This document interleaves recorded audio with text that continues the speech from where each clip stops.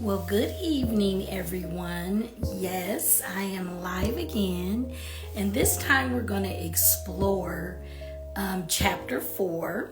Let me go get my person who is joining it with me.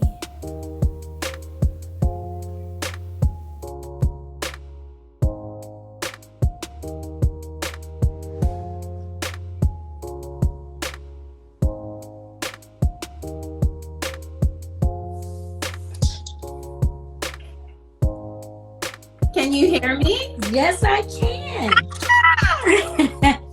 So, before we get started, I would like this wonderful guest to introduce herself to everyone. Look at this. You're the one. You're the spotlight. But Go ahead. I want you to. This is Gi Wynn, and tell us a little bit about yourself.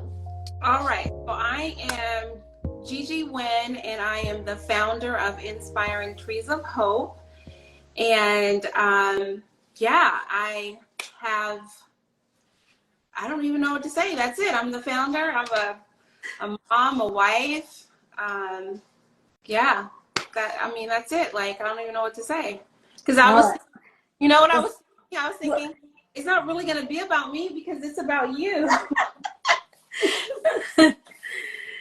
thank you.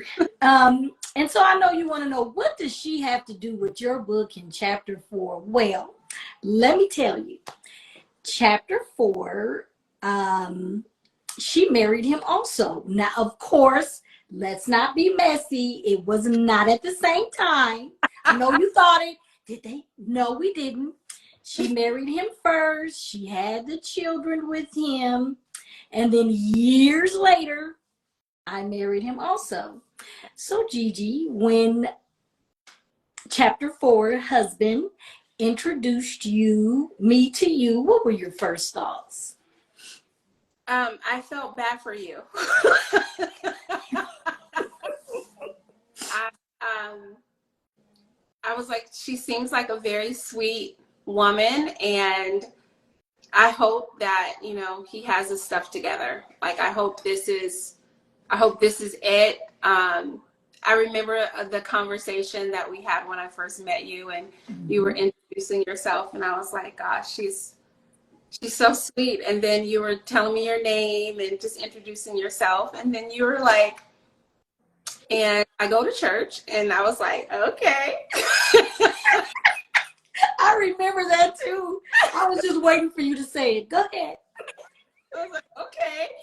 And then you were like, and I just want to let you know that I pray. And I was like, like, gonna need it.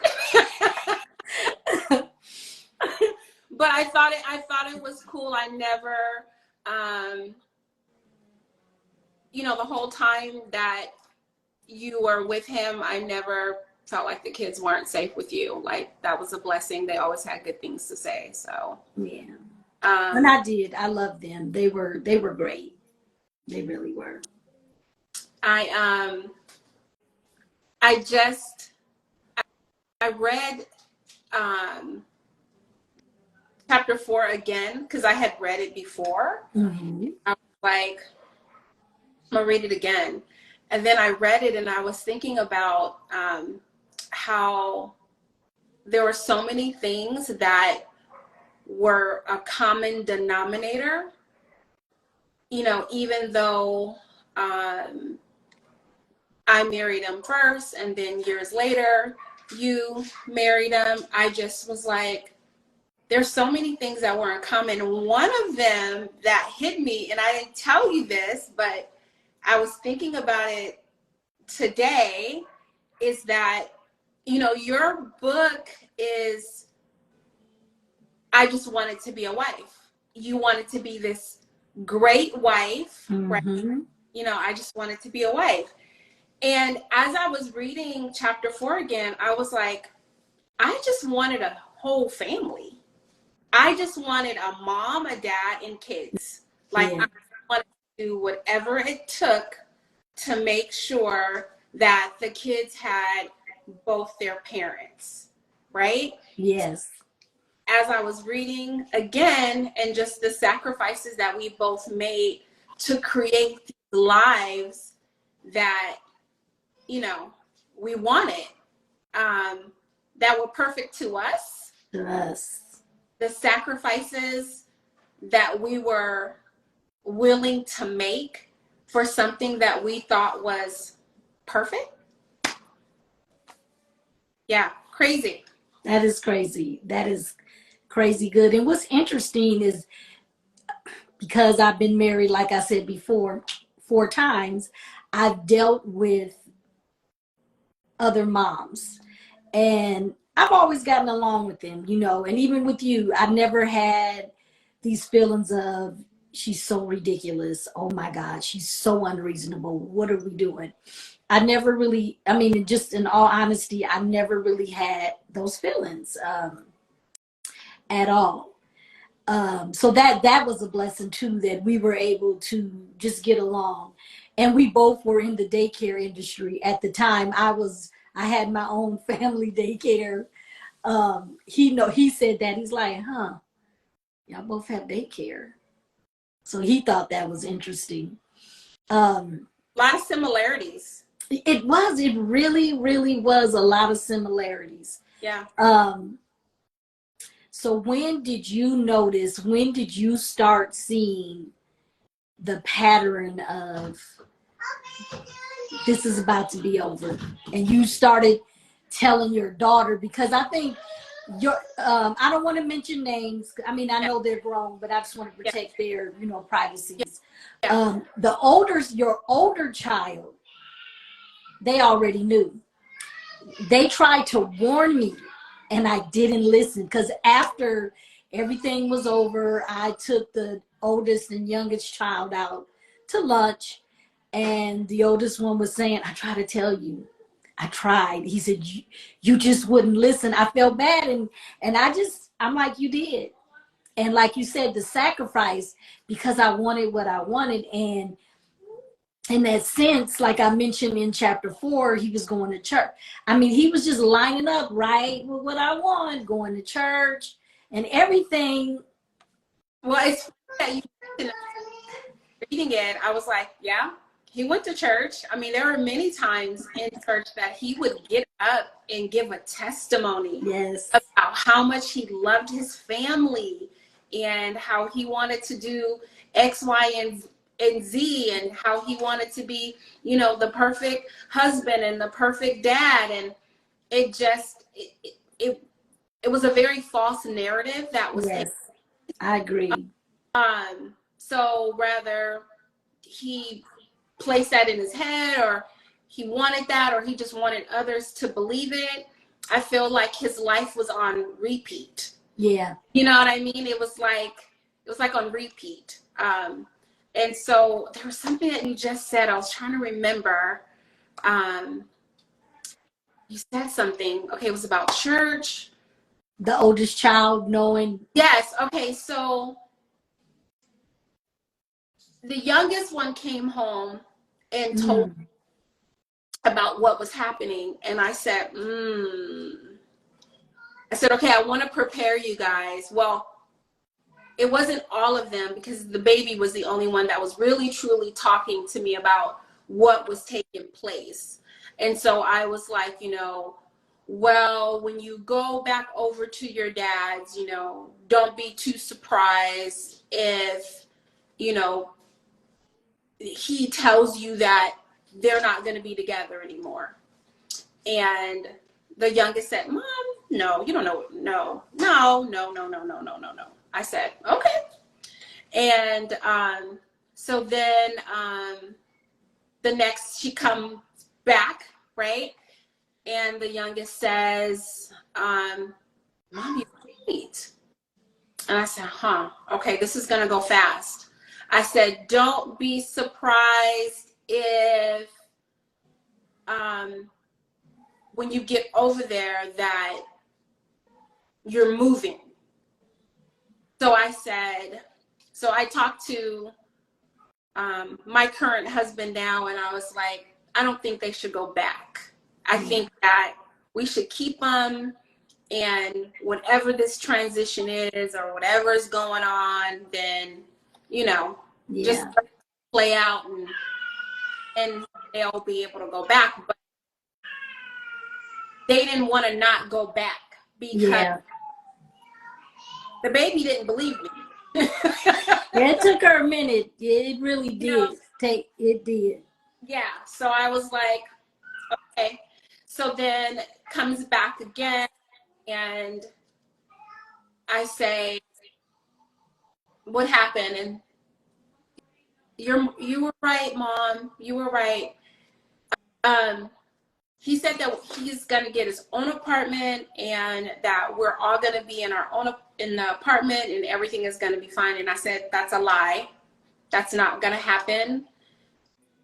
He is moving with someone, and so all of this came about because she overheard him on the telephone. Yeah.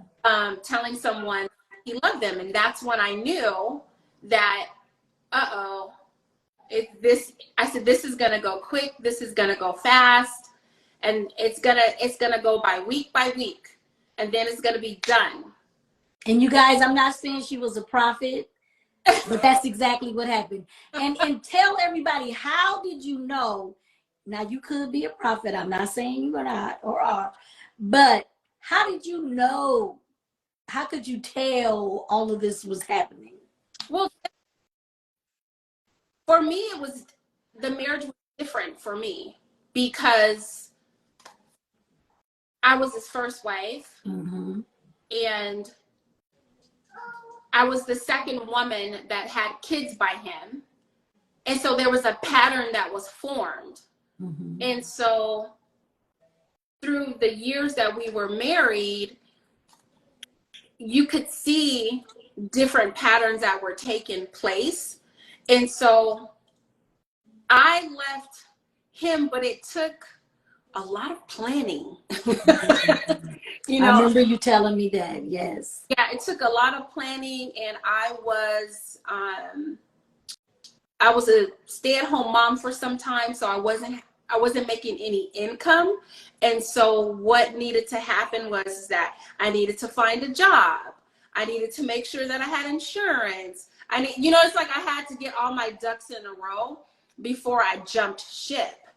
But the pattern was that I literally jumped ship, and like the next day he was with someone. Right. So, he had been cheating in the marriage, and we've talked about this. I'm pretty sure it was more than what I knew about, but the times that I did catch him, that's when I was like, okay, it's time for me to go. But I got these 3 mouths, and right. I can't just jump ship. I got to make a plan. I got to do this, right? And so that's the difference between us. Yes. From your book, right? Is that 3 little ones, but you didn't. But it was very similar to your other marriages of you having little ones and wanting to make it work. Right. Now, right? I know you don't. For me, with the first marriage, it was harder because I did have the kids with him. I was 19. Brain wasn't fully developed. I'm going to hold that, because it is a study proof that it is not, our brains are not fully developed until we're around 25. So it is, did you find it was harder to leave and make that, even though you knew all the stuff, because of the children? Yeah. Yes. It just came a pivotal moment where I was like, okay, they're young enough for me to leave. And if I wait any longer, it's going to be harder. So it's kind of like I said to myself, okay, if I stay, then I am saying, okay, boys, this is how you treat a woman. And if I stay, then I'm saying to my daughter, this is how men should treat you. Yeah. It was like, no, I have to get out. And I don't necessarily know, like, having them go back and forth. I mean, I don't even know if that helped. I mean, they're all adulting now. Yeah. You know what I mean? It helped my peace of mind in some areas, but yeah. know if it was totally good. But when we have conversations, especially for my youngest, that's all she knows. She knows nothing of us being together. Right, because she was very young. She was really, really young, you know what I mean? And so the character that you describe of this person in chapter 4 is to a T. It's like it was on repeat. You know, just But you're gonna be who you're gonna be. I mean, you yeah, can only put up the front or your representative for so long because the yeah, real you's gonna show up. yeah. So there was an interesting thing when I was on the podcast, Hanging on the Hope. Mm-hmm. You listened to it and you pointed out something that I want you to elaborate on. Yeah, I was listening to the podcast because one of the things that I also did an interview with Brenda um, and Brenda Karen and Karen. on Hope. So shout out to you guys for having such an amazing podcast. Absolutely. And you know, I remember when I was on there, I was thinking, gosh, you know, I wasn't physically beat. You know what I mean? I wasn't, you know, like it was more emotional Mm-hmm. than anything. It was more of messing with my head. You know Yeah. what I mean? And so I was listening to yours and I heard you say that it wasn't abuse. And I said, huh. And I said, stopped it and I rewinded it because I was like, I really think that was abuse, right?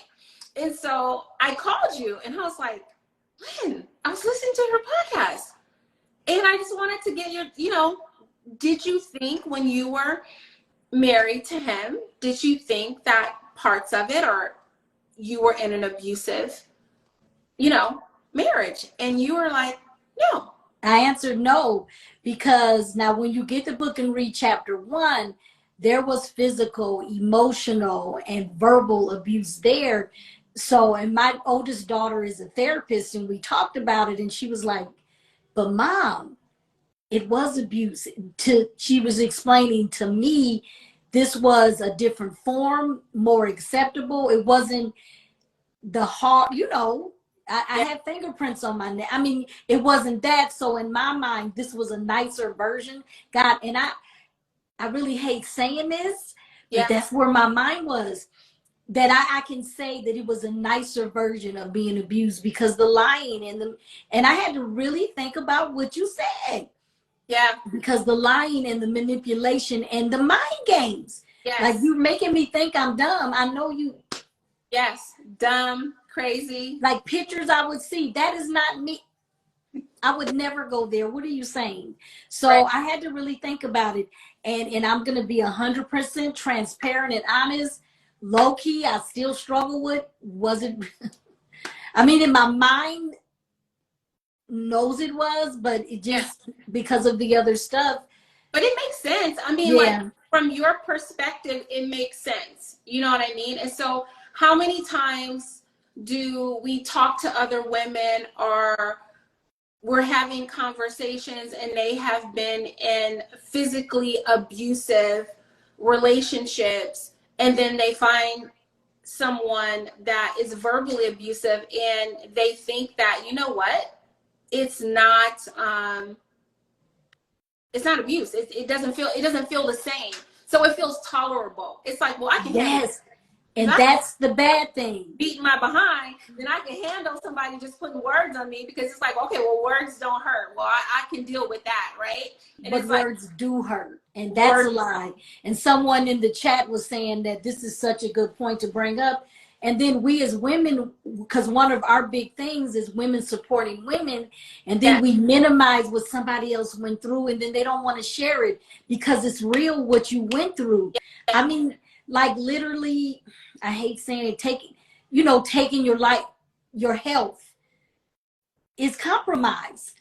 yeah, I mean, yep, like literally, I was going to get tested yep, because my health was compromised. yeah. Because you just in these streets chasing these. I don't know what's going on because you ain't at home. But And then see, to be That's a form of abuse, though. Mentally, Yeah.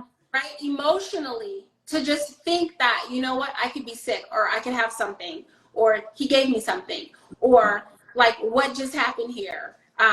So Mika, I saw that. That was good. Thank you so much for saying that. It is. I mean, we compare ourselves in, you know, in different relationships. I mean, I got married when I was 23 years old.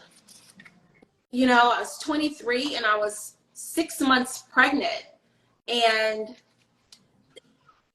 yeah, brain not fully developed. And prior to that, I didn't even want to get married or have kids. Isn't You that know, crazy?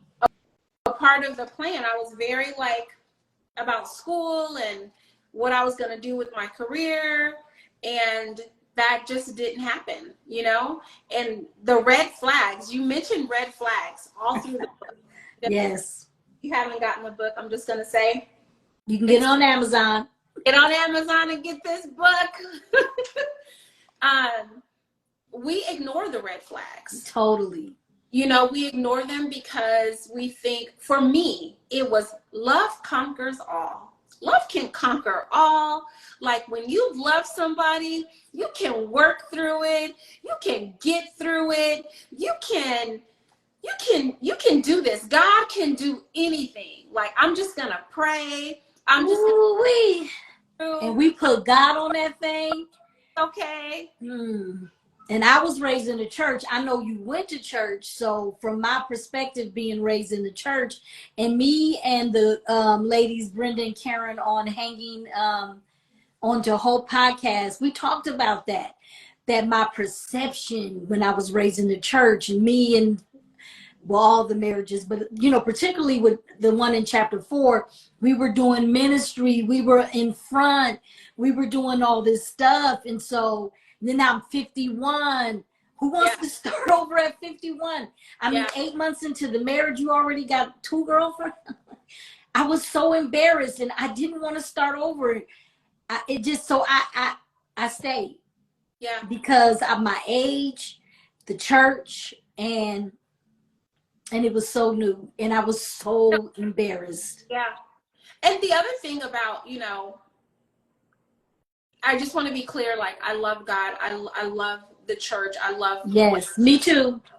Or, you know, we're not church bashing, so don't. No. But just knowing that, oh, I can't leave.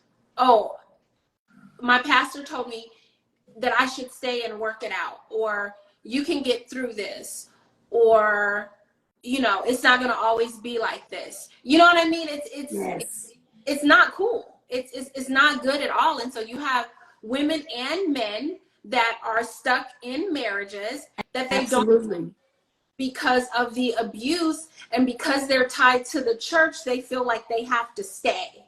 You know what I mean? Because of how we were raised. Yes, absolutely. Right? And it's like, it's not good. It's not good for your mental health, emotional, physical. Being stressed out and being in a relationship that's not good for you, it causes you to get sick. You know? Let me tell you, going through this, my sugar was bad, and my blood pressure. I never had an issue with my blood pressure ever. And I could not get it under control. I had to take medication. And then going back, how we make stuff be what we want it to be. I dated him. You weren't with him, but I dated him in 2013. And then, no, 2008. And then fast forward 2013. Nothing changed. The red flags, that the reason why I broke up with him then, everything was still the same. Nothing changed. But I wanted what I wanted. You know, I just, the extent we go to get what we want, the lies we tell ourselves, and then, and I don't want to hurt people's feelings, but this might hurt your feelings. We put it on God. God said, the prophet said, and it's easy. I'm gonna say me, because I'm sure I'm the only one that does this. it was easier for me to say, God said. Because see, now I can go back to God and just, I only did what God said. Did you? Yeah. You know, and Yeah. that's easier to do. I just did what the prophet said, and I take Yeah. it. So what I had to do is take responsibility for those choices because Yeah. God said, don't do this. And the Yeah. same reason why you broke up with him, everything was right there, but you did it anyway. Yeah. For me, it was like I read Power of a Praying Wife like 3 times. You was gonna pray your way through the. And what is, have you ever read that book? The first page is like, it says something like about it's you. It doesn't even say it's him. It says it's you, and then you're like, it's me. Oh my God, what do I have to do? Like I knew it. You're like, oh no. Hi, Mercedes. Yeah, she said that right there. That's so powerful. It is. Yes. It's like, oh no, I have to change. I have to do this. You know what I mean? And so for the women that are on, if you're not, if you are seeing someone and there are red flags, believe them, please. believe, you know, red flags are red flags. You know what I mean? You can't make anybody become who they don't want to be.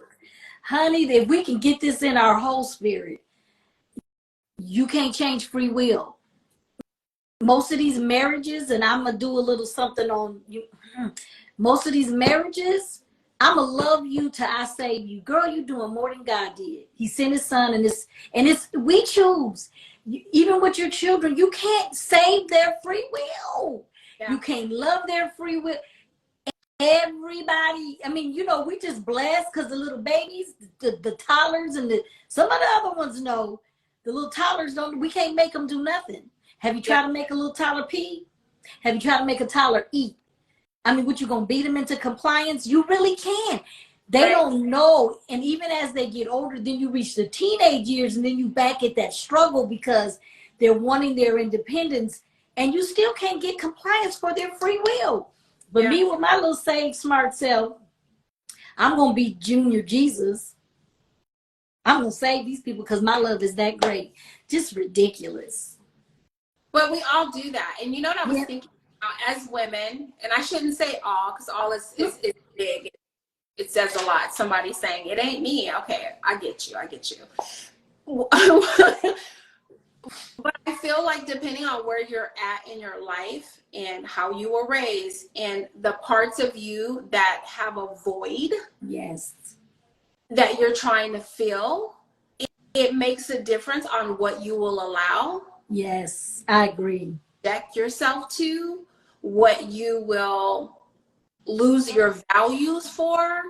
You know what I mean? It all depends on exactly what's going on at that time of what you're trying to do. So like I said, for me, it was, I grew up with a single mom. My dad, I had an awesome stepdad for some time, but I was really truly with my mom, and I was the oldest, and she had 3 kids, and I was like, okay, I don't want to be a single mom. I don't want to be a single mom of 3 kids. You know, I want a perfect family. That's what I, you know, so while you being a perfect wife, I was chasing wanting a family. You know, and nobody's perfect. It's no one. Nobody's perfect. And so what I really love about our story, which is it's just mind blowing, how when everything was said and done, I don't know, I thought that Gigi and her family was mad at me. I don't know why. That's what I thought.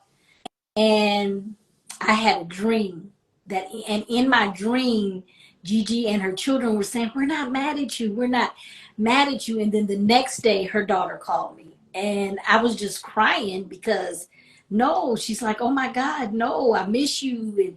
And you know, and then, you know, then after that, I took the sons out, and, you know, and I stayed connected. And then me and the daughter, we were going to breakfast, you know, we stayed connected. And then the pandemic happened, and I heard God say, stop call on the daughter and talk to the mom.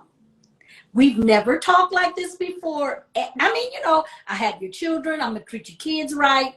If you need to talk to me about anything, I will never. Look, let's talk about daughters and their hair. Don't mess up my daughter's hair. See, I felt you on that, because when I sent my daughters away, you better not touch my daughter's hair. She did let one daughter comb her hair, but She did. She would talk to me about it too. Yes. So I understood. I understood that. And I wasn't mad at Gigi because I didn't want nobody touching my kids' hair either. But, and how, you know, I didn't go back to my church after the pandemic. And God said, I want you to do something else. I want you to use your gifts somewhere else. I'm waiting for what church you want me to go to. Right. I didn't find another church for almost 2.5 years. And he said, I want you to go work with Gigi. And we just started with a small Bible study, girl. You finished this story. And it's been so amazing. So Inspiring Trees of Hope, you know, it's been around for a minute. I mean, the vision for helping and supporting women, families, and children has been around since my daughter was in my tummy. And that was over 20 years ago. And so between having spiritual spas and women's Bible studies and, you know, just kind of doing what God wanted me to do, it has evolved. And so in 2020, we ended up with the Inspire Squad. And it was like, okay, this is dope. I like this. You know what I mean? This is great. We as women getting together, inspire other women to be the best that they can be. Absolutely. And, you know, so that was 2020, but 2019, we had the bruncheons. And so God has blessed me with so many different women over the years to come alongside me and help me. But at the end of 2019, I had went to my best friend Janine and I was like, hey, I need your help. Like, this vision that God has given me is so huge, and it's not for the four walls of the church, you know? And so it's not like, you know, this is what we should be doing in the church, but it's like we should be, you know, connecting with all women outside, and we should be getting together and connecting and supporting each other's businesses and supporting each other and inspiring, and what can we do to make each other better. And so you came to the bruncheons and you had a word for me. Yeah, and I did. Yeah, you came and afterwards you came up to me and you're like, this is great. You know, I see big things, and you were telling me everything that you saw, and I thought it was so cool. And then 2020 happened and you joined the squad, and girl, it has just been amazing. And now you are the COO of Inspiring Trees of Hope, and I'm so Where does that happen, you guys? We went from being the ex-wives of at two different times to the same guy, to now I'm her COO in the company. And wait, there's more. I found out, I knew she was from California, and then I found out, hey, what part of California did you grow up in? And she said, Carson. I said, what high school did you go to? Carson High. This woman graduated with my brother, who, you know, is no longer with us, and my sister. Went to high school with my younger brother and sister. That is just crazy stuff to me. It just blew my mind. I'm like, there is no way. God told me to go with her. Yeah. And you know, I'm not gonna lie, my kids were like, we gonna wait and see. Right. And now what my kids say, Mom, I love this for you. I love your mom.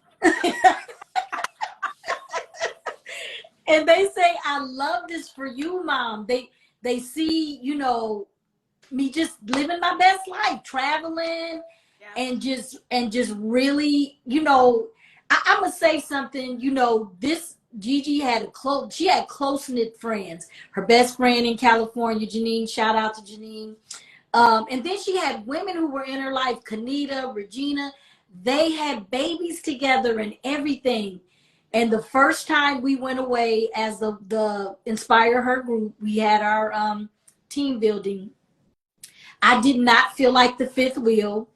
They they just accepted me like I was always there, and it brought tears to me because I never experienced that before. We know what it's like being with women. Let's just be honest. But I mean, they was like this, and they just accepted me like I was always with them, and that made me feel so good. I'm telling you, I cried, and every now and then I am so amazed. See, God does His own stuff, because Yeah. I was ready to walk away from this whole. Look, I got my own kids. Yeah. I was hurt. I was hurt. I was ready to walk away from it all, but God said, "No, I got something bigger planned. I see you two working and touching the lives of women." I'm Yes. about to cry. Don't do that. I know. Crying. I No know. And that's what we've been doing. We have coffee and conversation every second Sunday in Las Vegas. And we every second Saturday, I'm sorry, every second Saturday in Las Vegas. And we give them a place to connect, to share their stories. And I don't know why we refuse to bring boxes of tissue. Right? Because literally every time somebody's crying, Right. we need to bring tissue. We just don't want to. But it is so amazing. And I feel so honored that I'm at a place of healing, that I can do this, that I didn't stick with I don't want to be a part of this. I don't want to have nothing to do with them because of him, because God saw something greater for us. Yeah.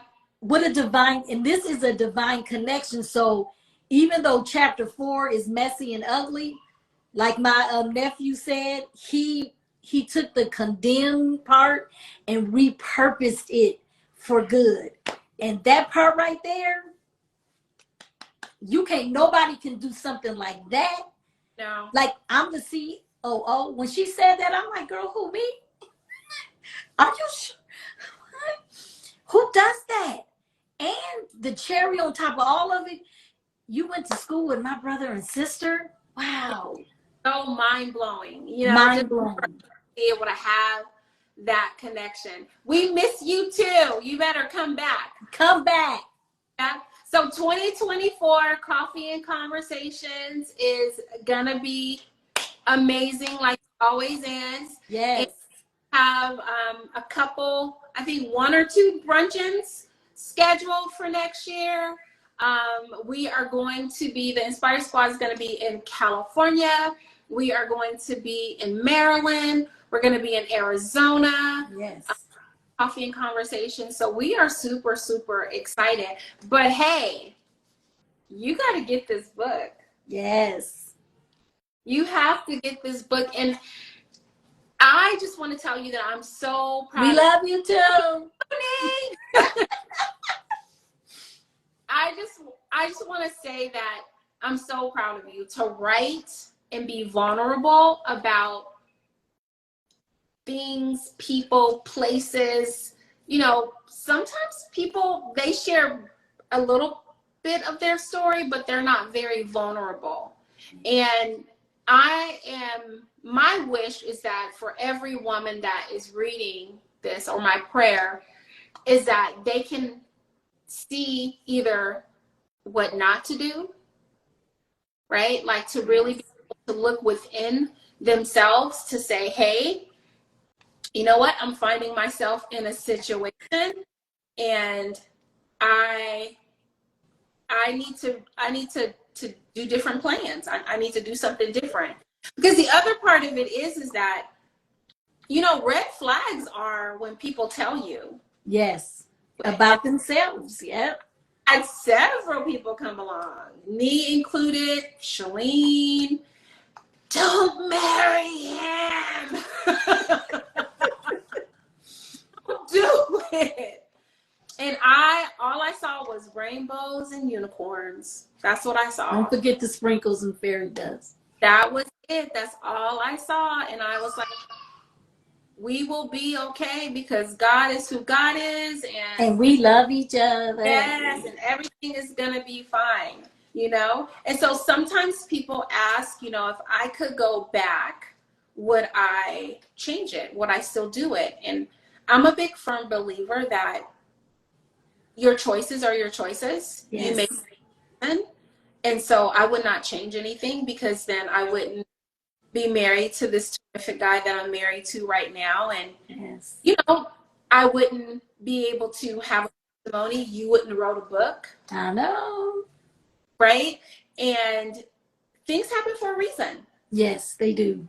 Even though we don't understand it, um, we were young and, you know, you learn. So for the women that are listening, it's like just do some self-reflection. Yes. You know, do some really self-reflection on what that looks like for you. You know what I mean? Like, am I being treated the way that I should be treated? Because you are a queen. You are a queen and you are worth it. You Yes. are worth your own love. You are worth and you know the one of the things that I wish I would have known that no matter what you do, no matter what kind of mistakes you make, God loves you, and Yes. He is always with His arms open. Come on Yes. back. Nothing, no choice we make is unforgivable. God loves us, and like I said, we're worth our own love. Oh my goodness, I Yeah. had to learn that. You know, I go Gigi challenged our group, inspire her to do some gratitudes. But the one thing that I can be consistent with is going in that mirror and say, girl, I love you. And it's Yes. literally, it makes me feel good. Because you know what? A few years ago, I couldn't do that. Yeah. I couldn't, because I couldn't find, I would always find something wrong with me. And you, once you get that together, then you can love yourself. I love myself, period, because Yeah. I'm worth my own love. Absolutely.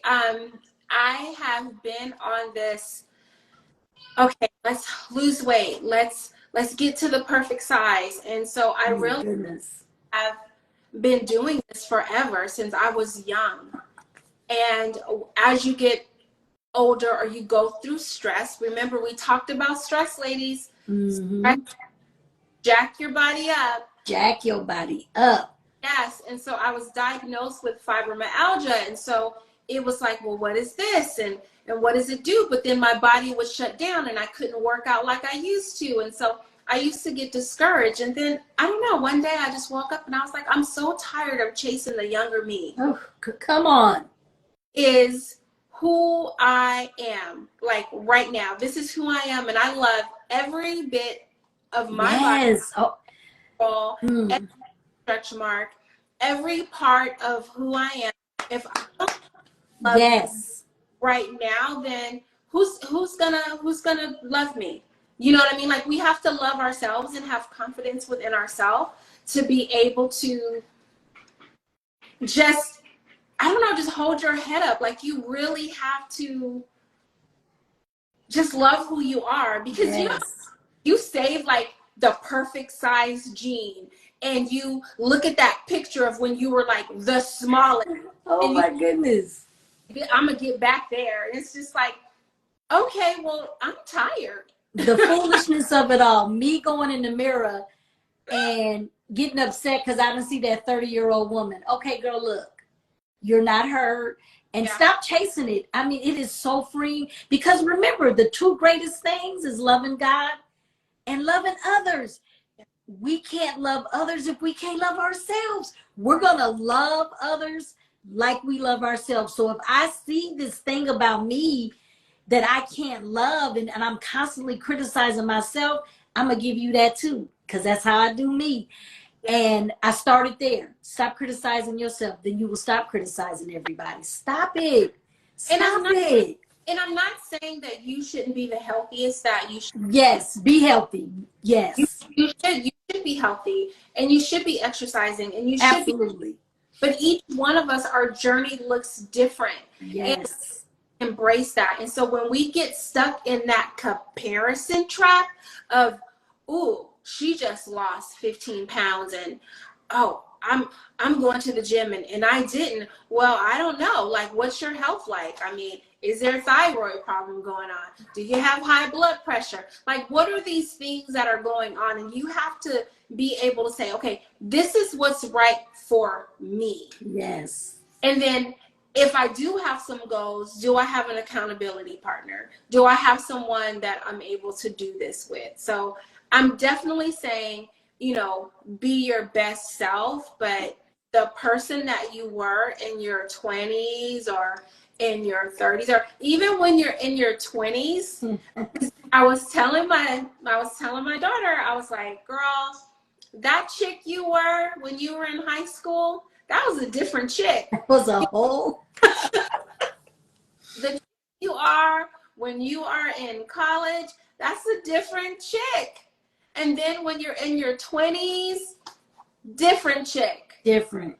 Right? In your 30s, different chick. 40s, different chick. Right? For me, it's like I'm in my early 50s and I'm like, different chick. Yes. You know? Like, we just keep evolving. Yes, we do.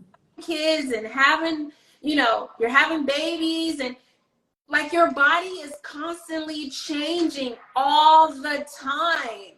You know, it's like, let's have some real conversations. It's like, yes, be healthy. Yes, exercise, but don't make unrealistic goals. Yes.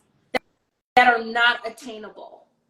And if you can't get there, then you feeling some kind of way about yourself. Come on, let's just tell the truth. You can't love yourself unless you're there.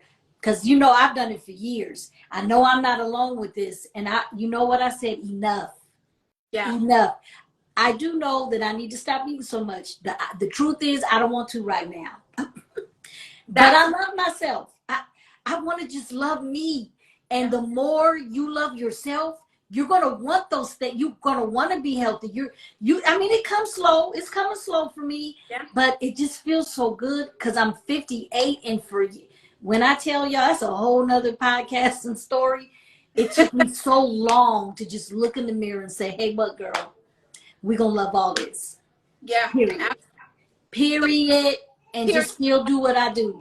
For all of our women that are out there that are listening, I want you to look in the mirror and I want you to be like, I love all of me. Like every part. Like I love all of you. Inspire yourself each day to look in the mirror and just tell yourself you love yourself.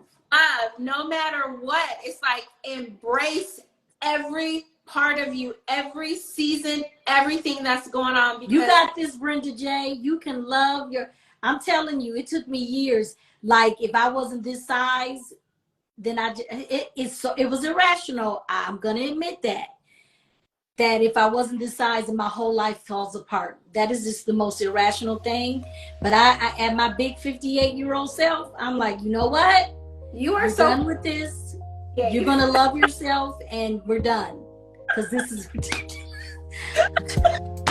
Come on, my whole age. Come on, let's stop it.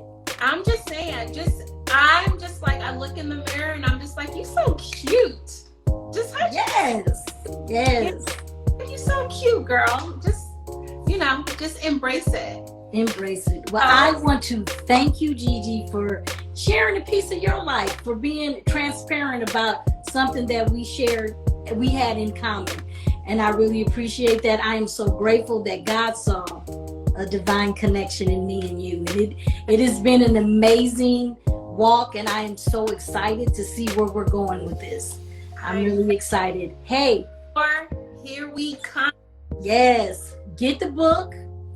You can get it on Amazon. You can follow me on YouTube because I'm going to put this on YouTube. If you missed some of it, you can follow me on YouTube it's called by Lynn Smith on YouTube. You can do that. And I just want to thank everybody. Just stay in tune. I convinced my daughters to do a one-on-one with me, regarding how the book really affected them. We're just going to do some one-on-ones. So just stay tuned. I'm going to, I'll put some stuff out there and let you know what I'm doing. And I just appreciate everybody. My biggest thing is just You're worth your own love. Love yourself. Love yourself. Absolutely. See you later, guys. Bye.